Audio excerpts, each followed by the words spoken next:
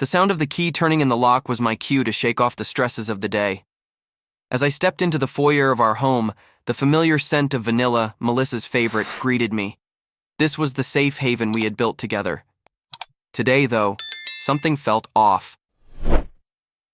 The house was quieter than usual, the hum of daily life oddly muted.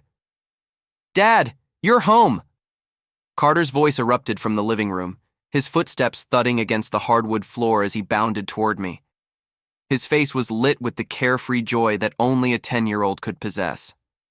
"Hey, champ!" I scooped him up in a big hug, his laughter filling the space between us. "How was soccer practice?" "It was awesome. I scored 2 goals." Carter beamed, his excitement palpable. "That's my boy." I set him down, ruffling his hair, my heart swelling with pride. These moments were the highlights of my day, the pure, uncomplicated love of a father for his son.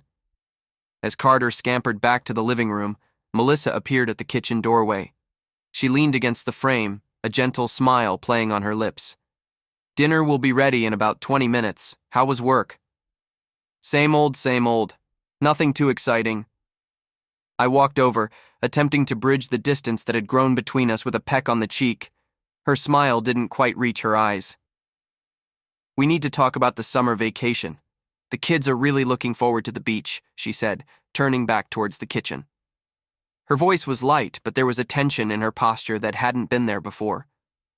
"Sure, we can talk over dinner," I replied, following her into the kitchen. As I watched her move around, preparing our meal, the unease settled deeper within me.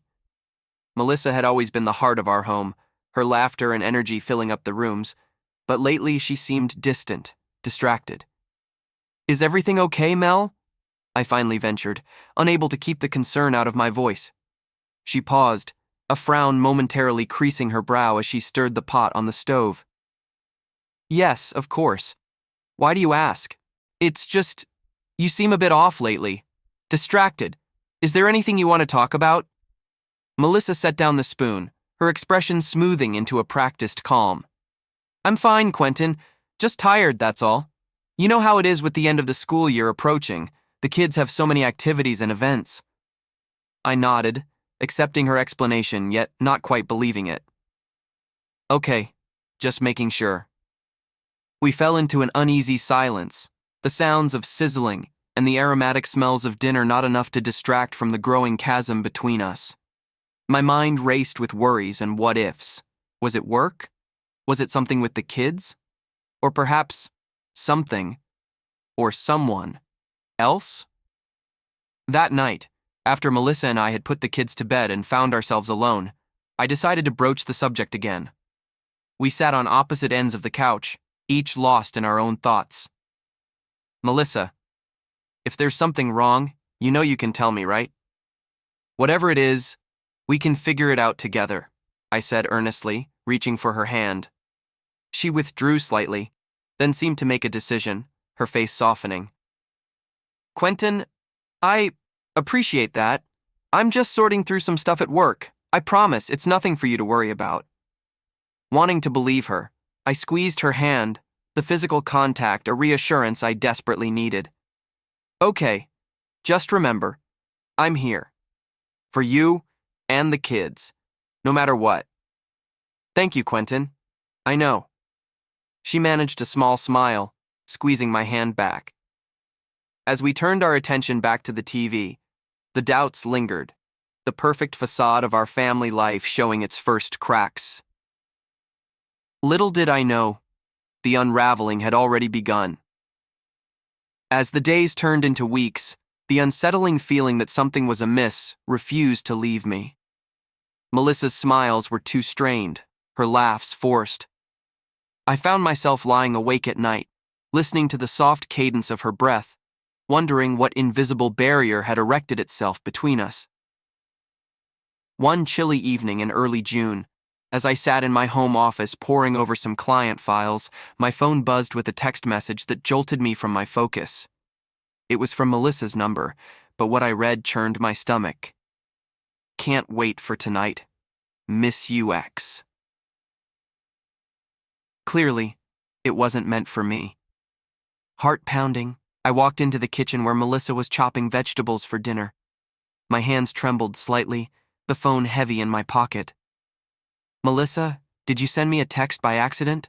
I asked, trying to keep my voice steady. She glanced up, her knife pausing mid-chop. "Text? No, I haven't texted you today. Why?" I pulled out my phone and showed her the message. Her face blanched for a moment before she recovered, laughing nervously. "Oh, that. It's just a joke from Jenny at work. You know how she is." But the lie was too flimsy, her smile too taut. Something in the way she avoided my gaze told me there was more to the story. I nodded, pretending to believe her, but the seed of doubt had already sprouted. The next day, I made a decision that would change everything. While Melissa was at work and the kids were at school, I installed hidden cameras in our living room and bedroom. It felt like a betrayal, but the need to know the truth overshadowed my reservations. That evening, I watched as Melissa came home, her demeanor cheerful as she greeted the kids. My heart ached watching her, knowing that I was spying on the woman I loved. But I needed answers. The answers came sooner than I expected. The very next night, I reviewed the footage from the hidden cameras. The image of Melissa and Mickey, my best friend of over 15 years, embracing in our living room shattered me. The betrayal cut deeper than I could have imagined, the intimacy of their gestures leaving no room for doubt. I confronted Melissa the following morning. As soon as the kids had left for school, I turned on the living room camera footage, my hands shaking with anger and grief. "Can you explain this?" I asked, my voice hollow as the footage played on the screen. Melissa watched, pale and silent, then turned to face me, her eyes filled with tears. "Quentin, I'm so sorry. I never wanted you to find out this way." "This way?" I echoed, my voice rising. "Is there a right way to learn that your wife and your best friend are—" I couldn't even finish the sentence. "It just happened, Quentin. It wasn't planned. Mickey and I, Melissa's voice broke and she looked away, unable to continue. "How long?" I demanded, a mix of anger and despair choking my words. "Almost a year," she whispered, almost inaudible. The room spun around me, each word a nail in the coffin of our marriage. "A year," I repeated, numb. "Why, Melissa? Why him?" She sobbed, her whole body shaking. "I was lonely. You were always working and Mickey was there. He listened. It just happened." I stood there, feeling the walls of the life I had built crumble around me. Betrayed by the two people closest to me, my heart broke not just for myself, but for our children, for the life we would no longer have. The days that followed were a blur of seething anger and meticulous planning. I couldn't look at Melissa without seeing the image of her betrayal, nor could I face Mickey without imagining his deceitful smirk behind my back. They had not just betrayed my trust, they had dismantled my sense of reality. I spent sleepless nights in the home office, the glow of the computer screen illuminating the dark, plotting every possible course of action. The need for revenge consumed me, an ember that burned hot in the pit of my stomach. I wasn't just going to sit back and let them get away with destroying my family. One particularly restless night, I dialed Mickey's number. The phone rang several times before he answered, his voice groggy and cautious. "Quentin?" "It's late, what's up?" "Mickey, we need to talk. About Melissa. About everything," I said, my voice calm but icy. There was a pause, a stifling silence that spoke volumes before he replied, his voice now alert. "Quentin, I can explain. Save it for tomorrow. Meet me at Miller's Park, 8 a.m. "Don't be late," I interrupted, not ready to hear his excuses over the phone. The next morning, under the gray pall of dawn, I stood facing Mickey across the dew-dampened grass of Miller's Park.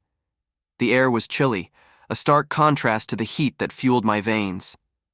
"Quentin, I'm sorry, man, Mickey began, his face drawn, eyes averted. Don't apologize. I want to know why.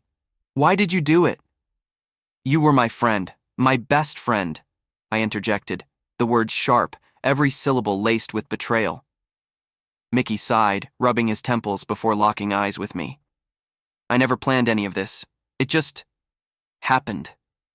We were there for each other when you weren't. I know it's no excuse. I'm sorry, Q. Sorry doesn't even begin to cover it, I snapped back. You think you can just step into my life, take what's mine, and expect a quick forgiveness because you're sorry? No, this ends here. I'm going to make sure everyone knows what a deceitful snake you are.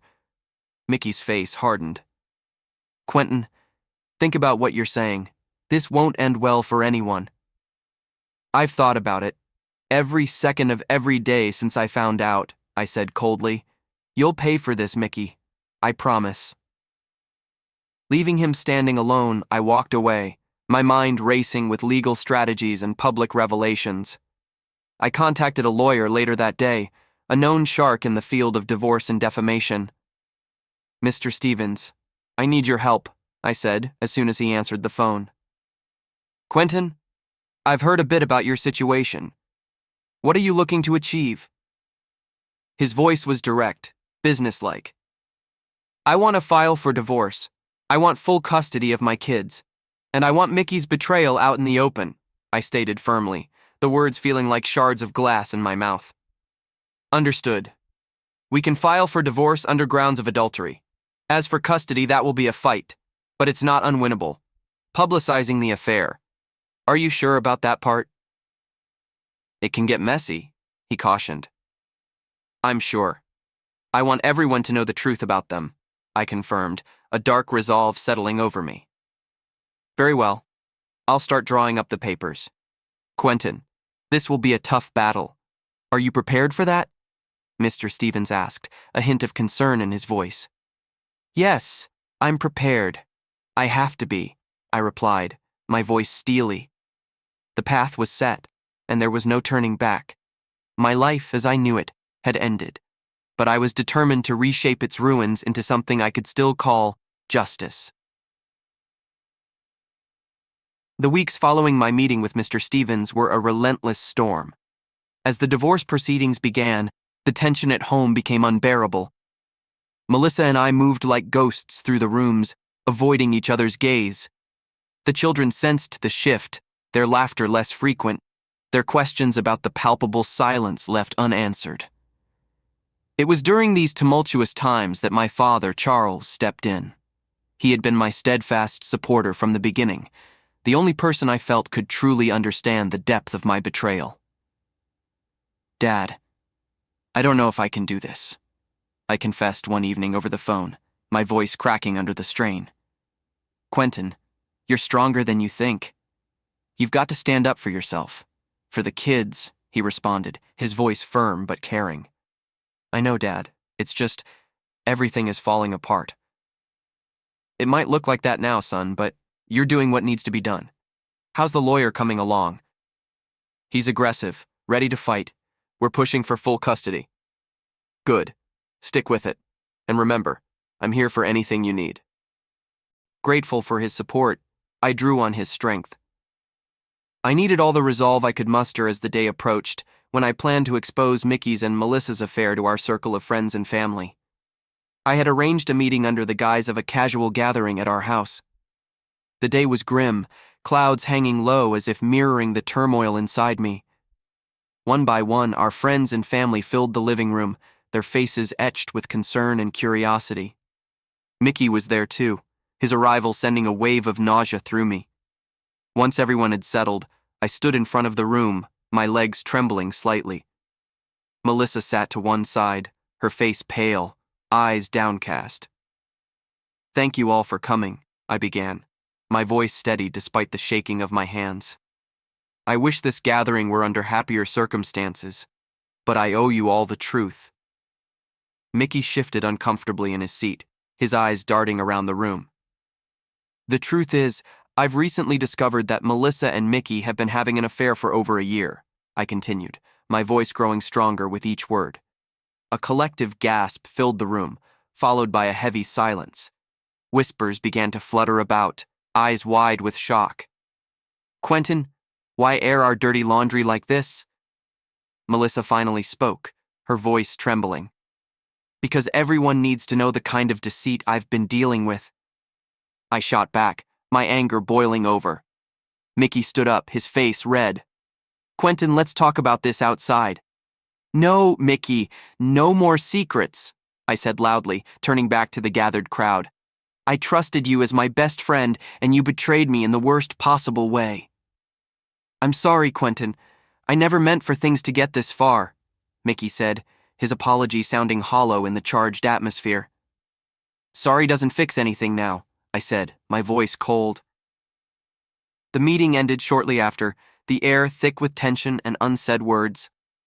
Friends and family filed out in a daze, their expressions a mix of sympathy and disbelief. That night, after everyone had left, my father called. How did it go? He asked, his voice a touch anxious. It's done, they know, I feel so empty, Dad, I admitted, sinking into the couch, drained of all energy. You did what you had to do. It's going to be tough, but you're not alone, he reassured me. The house was quieter than ever that night. Melissa and I were nothing more than strangers under the same roof, both grappling with the fallout. As I lay in bed staring at the ceiling, I realized that this was truly the breaking point. There was no going back, only forward, and I was determined to rebuild, no matter what it took. The silence that followed the revelation was deafening. Our house, once filled with the comforting noises of a bustling family, now seemed to echo with the hollow sounds of disillusionment. Melissa moved through the days mechanically, her interactions with me minimal and strained. The children, sensing the profound shift, asked questions with their eyes that they dared not voice. It was a look I had come to dread, the confusion and hurt that I could not write, no matter how fervently I wished it. One evening, after dinner, Carter approached me while I was washing dishes, his expression somber. Dad, why are you and Mom so sad all the time now? Did I do something wrong? I dried my hands and knelt down to his level, my heart aching. No, buddy, you didn't do anything wrong. Mom and I are just going through a tough time, but we both love you and your sister very much, okay? Carter nodded slowly, not fully convinced but accepting my explanation for the moment. Okay, Dad. I tousled his hair and forced a smile, sending him off to play before the tears I held back could betray me. The next morning, I met with Mr. Stevens to discuss the ongoing divorce proceedings. His office was stark, a stark reminder of the business at hand. Quentin, we need to strategize for the custody battle. It's going to be the hardest part of this divorce. How are you holding up? Mr. Stevens asked, his tone professional yet tinged with concern. It's tough. The kids don't understand what's happening, and I'm trying to keep things as normal as possible for them, I confessed, feeling the weight of my son's confused expression from the night before. We'll do everything we can to ensure the kids stay with you.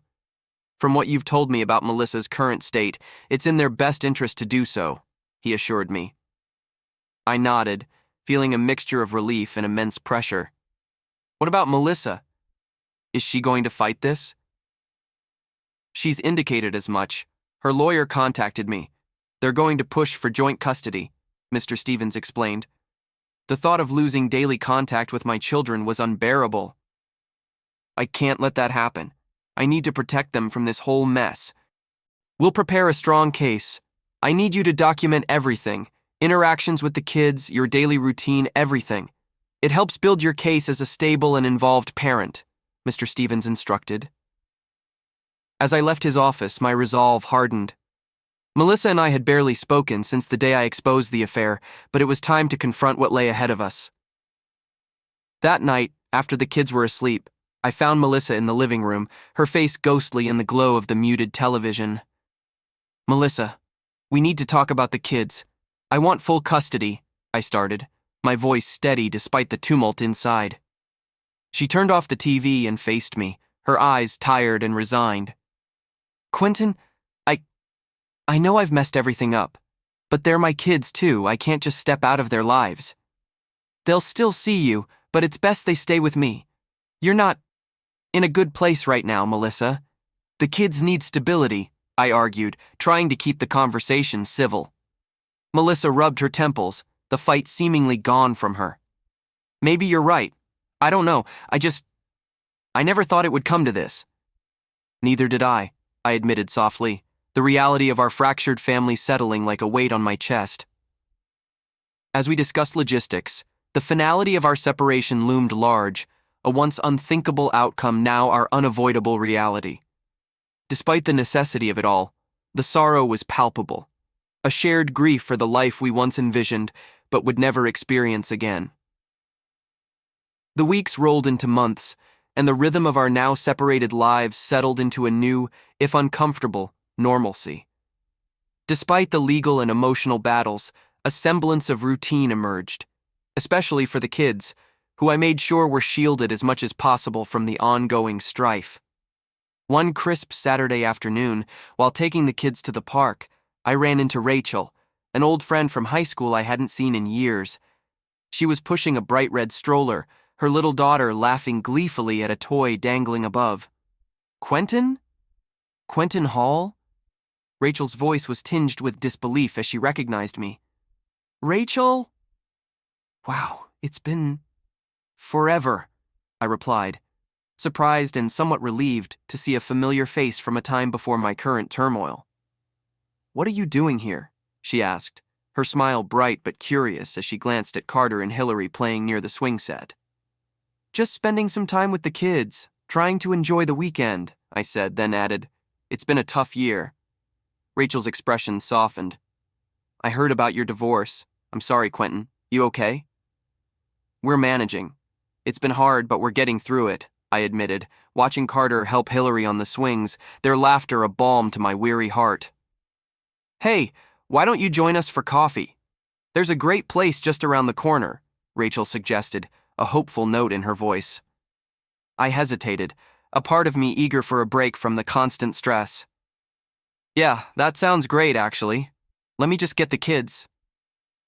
We walked to the nearby cafe, a quaint little spot with a warm ambiance that felt like a different world compared to the cold, formal settings of legal offices and tense home environments. As we settled down with our coffee, Rachel's daughter gurgled happily and the kids chatted about school projects. Rachel looked at me, her gaze thoughtful. Quentin, it must be really tough going through all this. If you ever need to talk or vent, I'm here, she offered earnestly. I smiled, touched by her kindness. Thanks, Rachel. That means a lot. Honestly, it's been isolating, dealing with everything. Most people don't really understand. She nodded, her eyes sympathetic. Divorce can be lonely, even with friends and family around. Just remember, it's okay to lean on others sometimes, even old friends. The conversation flowed easily after that, the years melting away as we shared stories of college, work, and the winding paths our lives had taken. For a moment, the weight on my shoulders lifted, and the world didn't feel quite so bleak. As we got up to leave, Rachel scribbled something on a napkin and handed it to me. Here's my number. Call me if you need anything, okay? Even if it's just to have coffee and escape for a bit. I pocketed the napkin, feeling a flicker of hope. I will, thanks.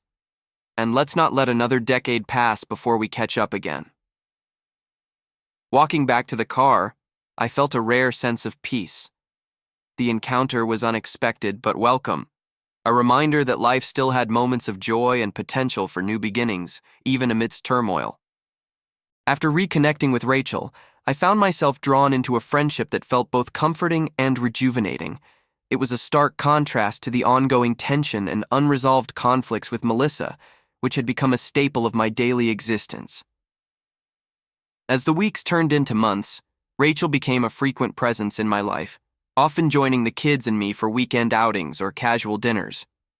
One afternoon, as we watched the kids play in a nearby park, Rachel turned to me, her expression thoughtful.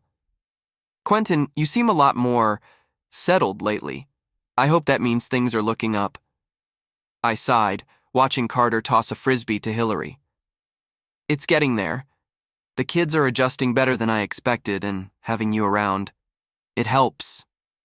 A lot. Rachel smiled, a warm glow in her eyes. I'm glad to hear that. But how about you?